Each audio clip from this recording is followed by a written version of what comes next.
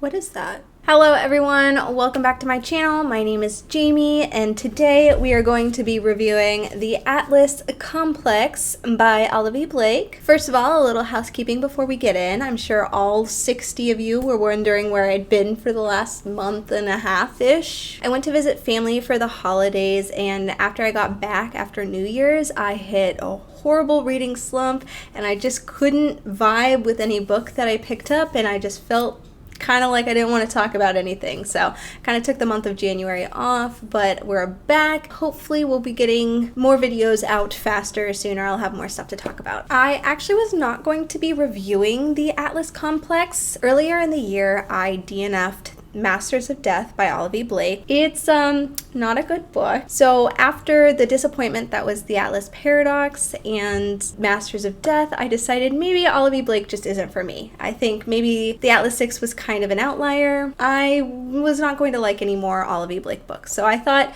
you know, I'm just not gonna try and even read The Atlas Complex. And then I was in Target and I had a gift card. I thought, what the hell, it's kind of free money anyways. Just finish off the trilogy because the Atlas Paradox video was my most watched videos. Alrighty, let's address the elephant in the room, which is the fact that I am coming into this book with an extreme bias. I did not enjoy the Atlas Paradox. I had just DNF'd a standalone novel by the same author. I was not going to enjoy this book. We all know that. The Atlas Paradox was supposed to be laying a foundation for the Atlas Complex because I didn't get the Atlas Paradox, because I was completely lost in the entire story. I didn't understand the characters or the actions, and I felt like nothing happened. The place that they started in, the place that they ended in did not make sense. Because of that, I really cannot understand the Atlas Complex. I was lost in the last book. Of course I'm going to be lost in this book. Is that bad writing, or is it on me as the reader? I'm going to blame the writing, because the Atlas Paradox was just really confusing. The character arcs, the decisions they make, the changes in their personalities, things like that, all of that was supposed to make sense in the last book so that I could understand it in this book, because it doesn't make sense to me. All of the actions, the motivations, none of them have a purpose, at least one that I can understand. I just kind of accepted the fact that I was going to be lost and moved on from there. I just accepted whatever was told to me at the very beginning, and I went, okay, that's the new normal. Let's go on. A quick recap if you're not familiar with the Atlas 6 or the rest of the books. This is a world in which magic exists, and I think it just lives alongside regular people. I don't think it's secret or anything, but within the magical society, there is a secret society based around the Library of Alexandria and how it did not actually burn down, but was taken into hiding so that all of the world's knowledge, magical and non-magical, was kept in a safe place. And every 10 years, 6 people are selected to become candidates to then be initiated in. Now they have to choose 5 out of the 6 to be initiated, which means they have to prove their worth to the society and eventually vote one out. But the 6 that are chosen this decade are Libby Rhodes, who's a physicist, meaning material magic, like literally the matter of things. That's her specialty. She also has a horrible inferiority complex.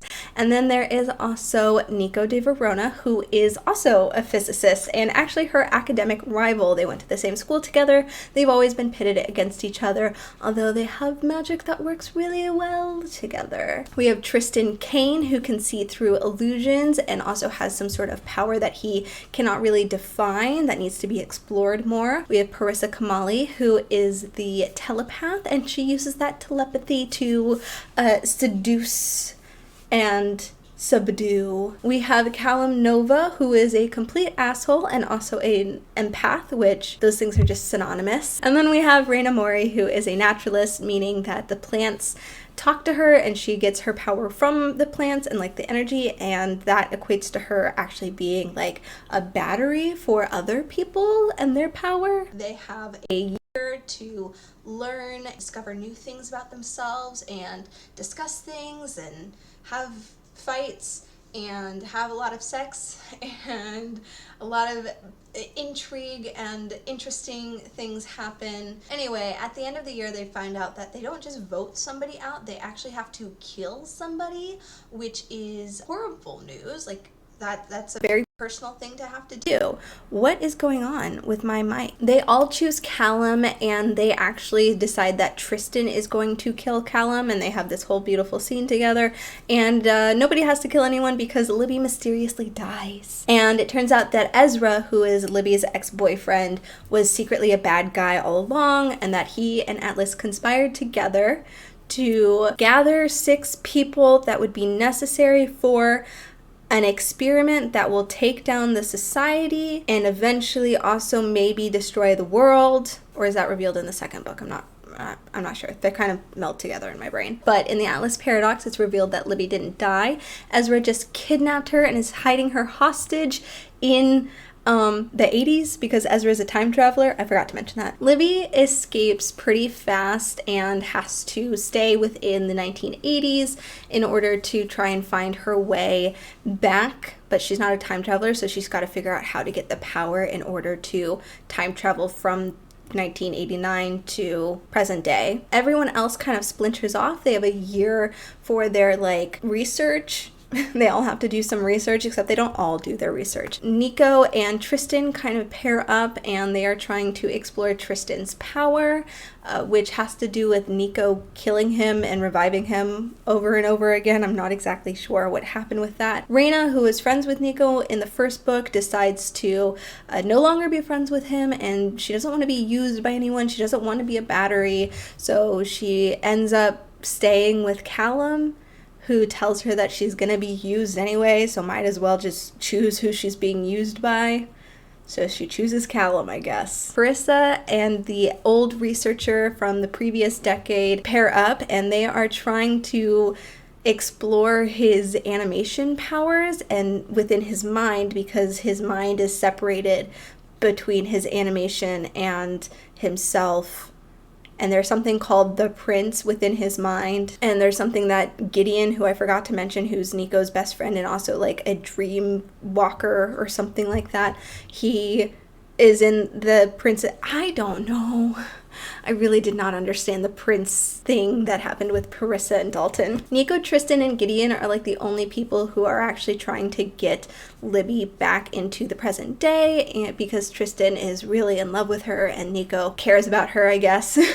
Libby starts a sort of relationship with somebody in a researching team, and she tricks her into going on a research trip in order to meet up with Tristan and Nico, who are using exorbitant amounts of power to tell her how to get back home. And then her ex-girlfriend Belen is like, oh my god, I thought you were using your magic to find better power sources for third world countries so they don't have to be taken advantage of. And then she becomes an eco-fascist while Libby causes a nuclear explosion to get enough power to time travel back to the present day. And then once she's back in the present day, she immediately kills her ex-boyfriend Ezra. Alrighty, so that's a quick wrap up. That's as much as I can remember. I'm just pulling that off the top of my head of the last 2 books. So now we can kind of talk about the Atlas Complex, the 3rd and final book. So in the Atlas Complex, everyone starts off scattered, all in different places. They had decided that because the Forum, oh my god, I forgot about the Forum. The Forum is an antagonist society that hates the society, so they are trying to tear it down from the inside out, and so they are sending assassins to the new initiates, who are the 5 remaining people. And so because they wanted to trick the assassins, they switched locations. So Reyna and Callum went to London, Parissa went to Japan, Nico went to France, I think. I don't know if I'm remembering that right. At the start of the book, we learn about Libby's return and how she has convinced Nico to go back to the manor house and stay there for safety, because there are things that are happening and there are 2 paths that they can take in order to stay safe. The first path is doing the experiment, which is what they were brought together in the first place in the Atlas 6 to do. This is a totally bad, dangerous experiment that Ezra wanted to do and then told her would destroy the world, so they can't do it. So that's one path that they can take. The second path that they can take is murdering somebody, like I said before. The first initiation ritual was to kill somebody from the group of 6, and they actually never ended up doing that. And apparently if you don't do that, then the rest of them die throughout their lifetime. I guess they die. They want to appease the manor so they can kill a member of the 6 in order to stay safe and appease the manor. Those are the two paths, okay? The experiment path and the murder somebody from the group path. They spend the entire rest of the book discussing which option to go with. I'm not kidding. That is the entire rest of the book. Basically, from here to like here, I just picked a random page. We have the group that wants to do the experiment and the group that doesn't, and they are just trying to convince each other to change their minds. And that is it. And it doesn't make any fucking sense. What sucks is that because I don't have the foundation for their characters anymore, since they've changed so much from the first book that I had a very good connection with, I cannot understand their motives or their beliefs on why they would choose which side they're on at any given moment, because they do switch sides. The conflict for the experiment is so flimsy in the first place. First of all, Libby is like the only one who's super against it, like for reasons. So Ezra was the one that told her about the experiment, and even though he brought them all together to do it, he's told her that it's like a world-ending experiment. Like, it is bad. Not if they fail, the world will end or be destroyed or there will be catastrophic consequences.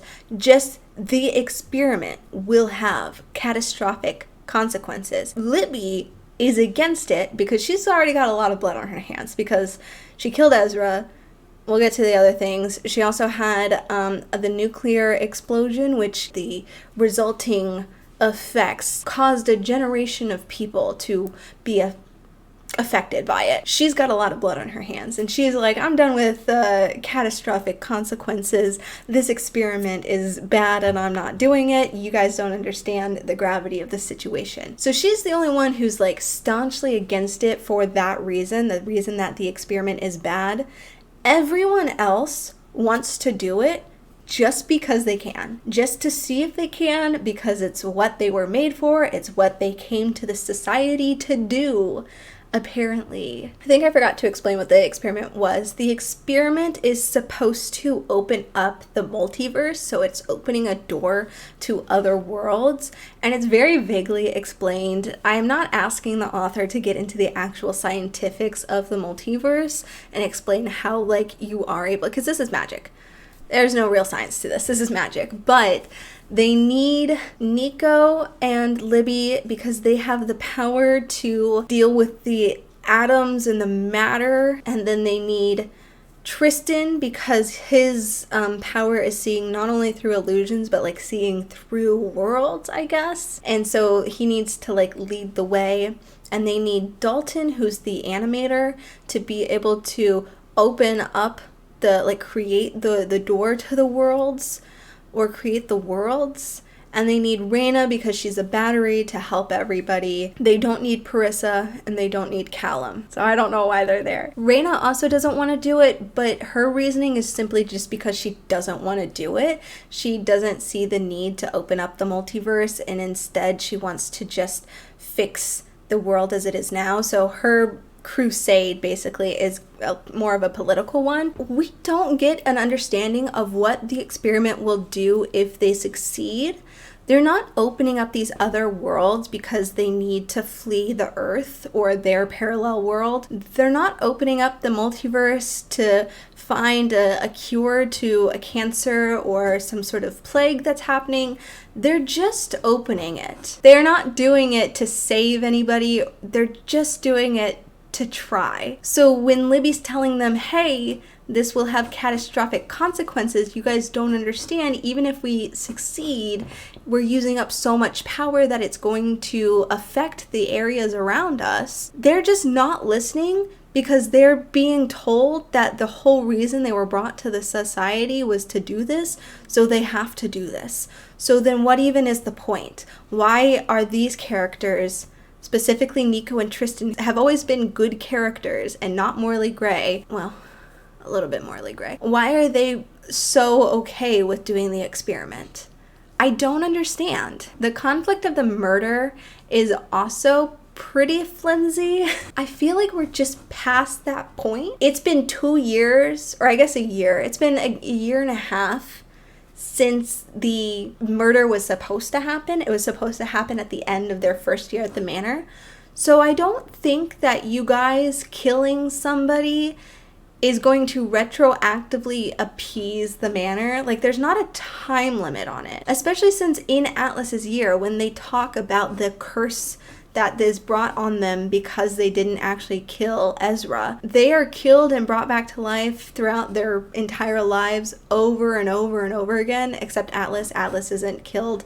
It's just the other 4. They think that killing Callum or Parissa will fulfill the sacrifice, and they're willing to take that chance, so they keep talking about it. What that leads to is monologue after monologue, after discussion, after conversation, after more monologues about why I as the character am worthy of the society and you as the character I'm talking to is not. And then the character that they're talking to as an inner monologue going, oh my god, I'm not worthy, I'm not necessary to the society, but I don't want to die either, so I'm going to push the blame onto somebody else, and they're not necessary. They're trying to prove each other's worth to other people and explain why they should not be the sacrifice. It simply just got annoying. And I feel like so many of them could be an easy fix with not even trying to figure out why they are worthy of the society or they have a purpose, their life has a purpose.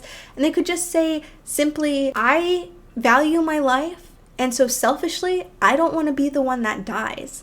And so I'm going to push the blame onto you and try and kill you. And that could have fixed everything. I feel like Callum has the closest interaction with that, where Tristan and almost everybody else is like, well, we were gonna kill you anyway, so you should be the sacrifice. And he's like, no, I don't want to be. They also talk about the experiment and the murder in the same conversation as if they are parts of the same problem. But at the beginning, they made it seem like they were 2 mutually exclusive problems. Like, we could either do the experiment and satisfy our purpose to the manor, or we could do the sacrifice and satisfy the ritual of the manor. And this was the easier option, so that's what we should do. And this one was the harder option, but it's the one everyone wants to do.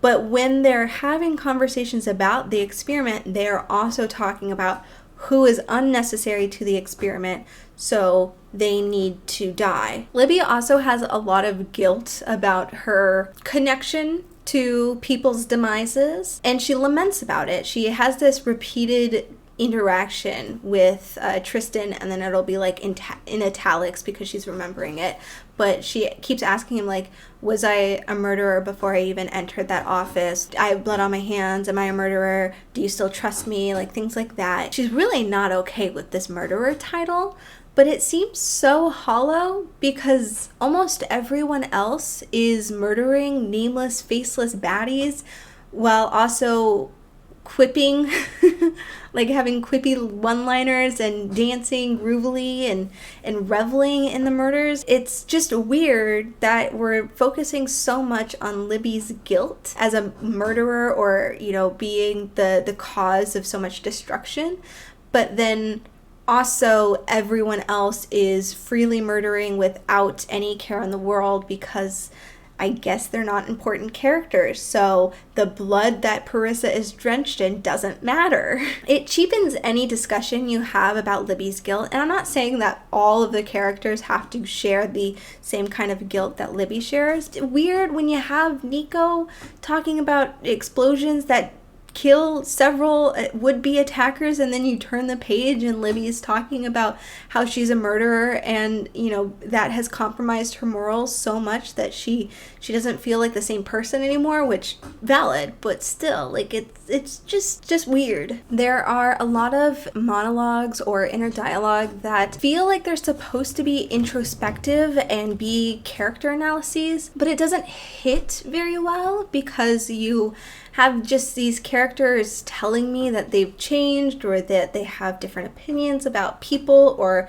situations or different ideas about themselves and their lives and what they did to get to where they are and where they need to go. None of their actions actually match up with what they're telling me, and I'm just being told all of this stuff by these characters all the time. A lot of it is either conflicting or just repeated over and over. So what's the point? I still don't understand why the characters are making the decisions that they are making, even though I have paragraphs of monologues telling me what they are and who they are as people. It doesn't add up to the actions that they are taking. At one point, Libby, who has been very vocal against doing the experiment, just decides to do it. Just decides to do it. She has a talk with Nico, and Nico's like, this is what we're supposed to do. This is what we came here to do. So she just does it. And then halfway through the experiment, changes her mind and causes a lot of destruction and catastrophic consequences. So why did she make those decisions? At this point, I don't think Olivia Blake even knows why any of the characters did the things that they did. So here are just some other random things that I didn't like that I can rant about. Libby and Tristan end up together at the very beginning, and Libby is very obviously traumatized. I mean, she caused a nuclear explosion, she's killed her ex, she's dealing with a lot of emotions, she's really going through it. And Tristan cannot stop asking her about their relationship. He's like, do you trust me? Say it. Say you love me. What are we? What are we doing together? What, you need to love me. As he's like physically intimate with her, like asking her over and over, like, do you love me? Do you trust me? That kind of stuff.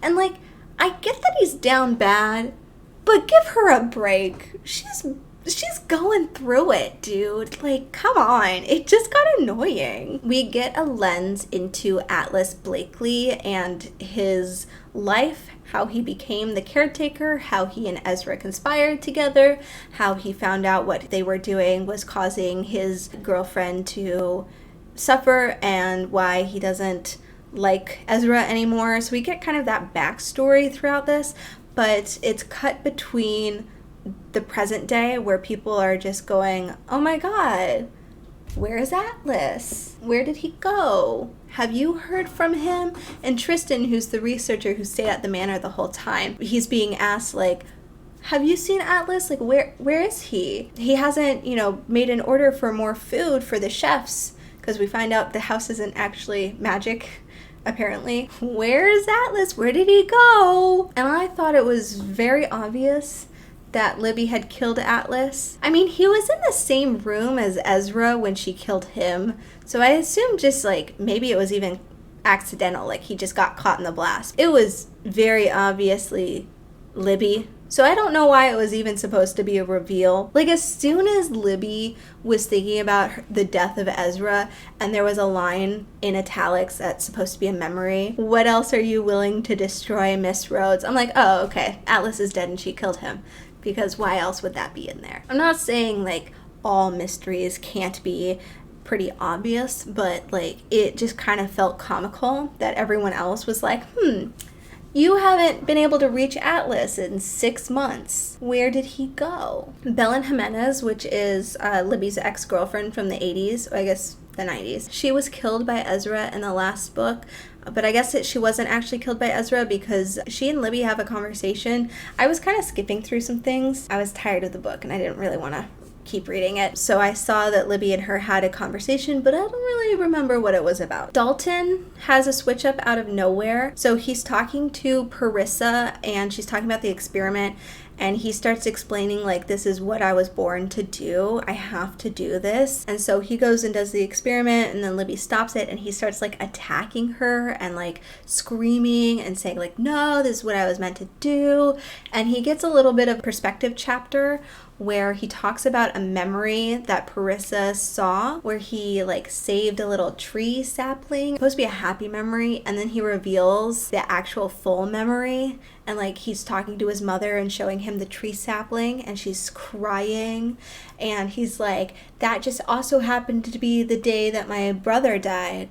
No correlation at all. And it just kind of comes out of nowhere that Dalton is also part of the big bad people. Like, we don't really understand why Atlas gave him some weird brain surgery, and so his like evil side wasn't really there because he was too powerful or something. It just kind of comes out of nowhere. I'm gonna be honest, I never understood Dalton and the prince and the whole mind castle thing. I like Gideon as a character, and I like him and Nico together. I thought it was a nice character dynamic throughout the entire series, but there was just too much and not enough of Gideon. There was so much stuff that related Gideon to what was going on, but also not enough explanation for those things. Gideon is a creature. He's not human. He has dream powers. His mother is a gambler that can't pay her debts, so he's often doing underground, underbelly errands for her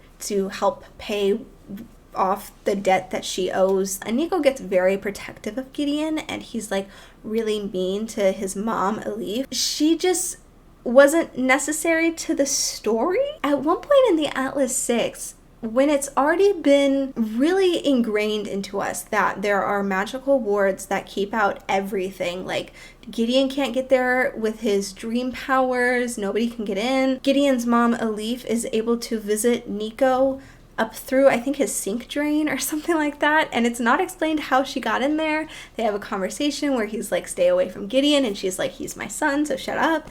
And then she's just kind of around. At one point, we're in Gideon's perspective, they're doing the experiment, he's watching it, I think he's in a dream, and somebody called the accountant, capitalized, comes to him, and he's like, my mom is not paying her debts, you've come to collect me, right? And the accountant's like, yeah. And then it just kind of stops. It came out of nowhere. Maybe it was set up, I think, because it starts out with Elif's perspective for no reason. And then she never comes back. But then the accountant is there, and he's there, but he's also not there. And he's not part of the experiment. He's not doing anything to interfere with the experiment. But then Gideon is interrupted from talking to him because Nico dies, and I just needed more. I needed there to be more explanation for this, and for it to connect to the story in more ways, or to just cut it entirely. I wouldn't have minded Gideon just being in the background as Nico's crush that comes and calls and talks to him every so often, but to have him in the story in this way was just unnecessary. His mom, I don't think it was ever explained. Now, the writing style. I don't remember the Atlas 6 being this badly written. I read that and like, yes, it's an acquired taste, like the writing style. You kind of have to be in the right mood and like that kind of writing style, which I do. This book, it's just all over the place with writing style. Somebody needs to take similes away from Olivia Blake. Just remove the letters L-I-K-E, because she doesn't need them anymore. She needs to get rid of like half the similes, half the metaphors. It was egregiously overdone. I'm gonna read this out to you. 117. There was a giddiness to their powers joining, a hyperactivity that Libby had already long associated with Nico himself, an energy that didn't pulse, not like it did with Tristan, but shot wildly outward, like fireworks, combustion that happened naturally, like stars colliding mid-air. The space between them was both necessary and insubstantial, like if they'd actually collided, neither of them would have noticed. It was, as it always was, pieces of her and pieces of him, the tangled web of it and all of them, the things she both missed and tried to deny. How many did you need? And that's throughout the whole book. That's not one paragraph that had too many. That is an example of what the whole book is like. Now I'm gonna start using the word like all day. Actually, I don't think one of those was a simile. She also had this tendency to start new paragraphs with a metaphor or a simile or some sort of imagery that connected to the previous paragraph, and then the rest of the new paragraph would just not be part of the thing. So it just kind of broke up the paragraphs and the imagery in weird ways. So I have an example of that. This isn't the best example, but it's an example that I wrote down. She felt possessive over it, and as a result, Gideon's presence was slightly invasive. A pretty but foreign flora, like jacaranda trees in Los Angeles. Libby shuddered and said, sounds irritating. Do you have any sort of training? That is the end of one paragraph. So that says a pretty but foreign flora. And then that is the start of the new paragraph. You see the indent, like jacaranda trees in Los Angeles. It just breaks it up in a weird way. It's not a bad thing. It's just weird. Like, why are you doing that? Maybe this could have used a couple more edits. Not everything has to be like another thing. Or like 5 other things. All right, that was a pretty negative review. So let's go over at least one good thing that I liked. There's a conversation between Libby and Nico where they are discussing like the experiment and their lives together and how they've kind of revolved around each other, but also how their magic works so well together, things like that. I've said together like 5 times. Oh my god. Libby asked the question, like, if there is a multiverse, do you think there's a universe in which we would have ended up together, like as a couple? And Nico's like, well, yeah, I think in every universe we end up together. And so he has this beautiful monologue, and they have like this kind of discussion together where they talk about being soulmates and how it's pretty confirmed that they are soulmates, just the way they interact with each other. And yet their soulmateness does not have to be romantic. So Libby's going like, oh my god, you love me, you've loved me this whole time, but like I'm not Gideon and you're in love with Gideon. And Nico's like, well, yes, I love you and I love Gideon and I love Tristan and Parissa and Raina and I even kind of like Callum. Like, I love all of you and you're my soulmate, but it's different and it doesn't have to be romantic. And I really like that aspect of it. I love conversations of love. First of all, any kind of conversation of love. And I love when they make it amorphous and vague and show soulmates and different relationships that don't have to be romantic. I was, a jaded kid who never thought I would fall in love. I was like, yeah, soulmates are stupid. Why would there be just one person in the entire world that is meant for me? But now that I'm in a long-term relationship, I kind of understand the idea of soulmates and the idea of like having a person that you cannot imagine your life without the entire world, and yet your world is only complete with this one person being in your life. Like, that is what a soulmate is, and it doesn't have to be romantic. And I love conversations like that. So I thought it was an interesting discussion, an interesting topic, and I like that it was added in. And it also proves my theory from the very first video that Nico was in love with Libby the whole time. It was just a different kind of love, but I was right. Because I'm always right. The entire premise of this book was flimsy. The conflict when it comes to the experiment was flimsy. The idea of murdering each other was still flimsy. The character dynamics were flimsy. The character decisions and motivations were flimsy. All of it. All of the bad guys and the forum, it was all flimsy, and it didn't really feel like there was any passion behind it, which is kind of a deep cut because I'm sure that Olivia Blake was very passionate when writing this story. I mean, it was the last book of a trilogy that was like her first big break.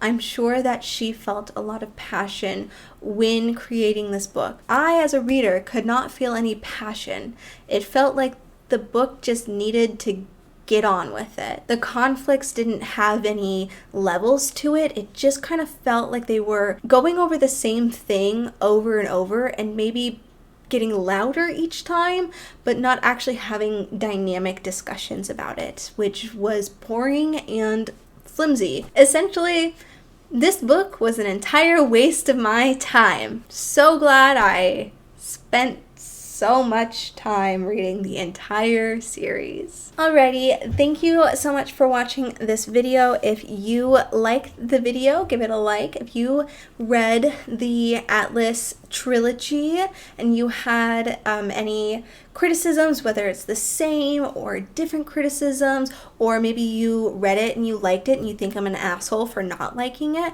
go ahead, put your comments down below. Let's start a discussion post. I love hearing other people's thoughts about this kind of stuff. And I think that's it. Okay, bye!